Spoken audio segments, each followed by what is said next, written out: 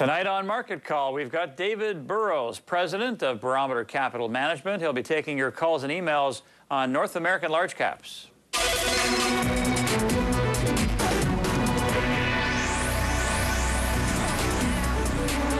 Good evening and welcome to Market Call tonight. I'm Mark Bunting. Thanks a lot for joining us. If you'd like to talk to David, you can do that quite easily by calling toll-free.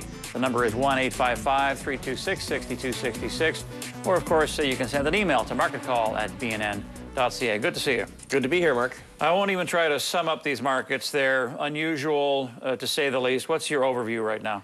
Yeah, our overview has been that based on the breadth work that we do, we thought we saw a significant low in the beginning of October, the 4th or the 5th, setting up what would likely be a fourth quarter rally. This is kind of unfolding as we think it might. I think there's a couple of things to take away. I think the first thing is that in this rally, somewhat different than the rallies we've had over the last couple of years, it's not necessarily being led by the highly cyclical stocks. You've got a lot of strength in things like pipelines and utilities and pharmaceuticals, things that would be more defensive. And so I think ultimately portfolios are being repositioned for a slower economic growth environment. But I think valuations got so beaten up versus the fixed income market that money is working its way back into equities. And I think probably the next month or two we're going to continue to see market work its way higher. What about the shape of the rally? It's been a very sharp V-bottom, a rather violent snapback. Does that tell you, based on history, that maybe the worst is over? Well, when we looked at it, we looked at the lows that were set in the beginning of August. And then when you looked at the indices come down and set the lows in October, most of them undercut the lows from August, but actually fewer stocks made new lows. So there was a divergence there on a number of different measures, which to us pointed to a near-term bottom. I will say, though, that I think it is unlikely that we've begun some new longer cycle. I think realistically we rally through the fourth quarter, but I think it's going to be, continue to be sloppy next year.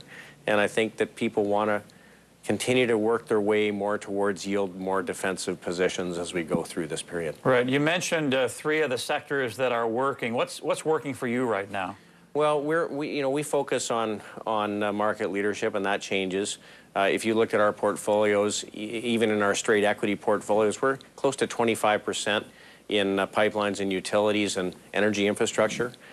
We have a significant weighting in real estate investment trusts. We have a weighting in pharmaceutical.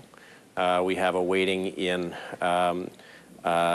quick service restaurants, things that do well in a tougher economic environment. But we also, though, have a significant weight in technology, which we think has set out on an outperforming period.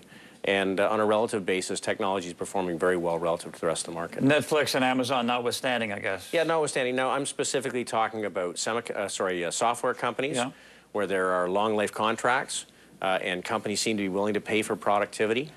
But largely, our focus is on companies that have defensible revenue lines and significant yields that will give us some defense.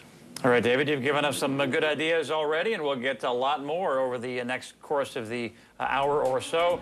We're talking North American large caps tonight, or at least David Burrows is, and he'll start taking your questions right after this.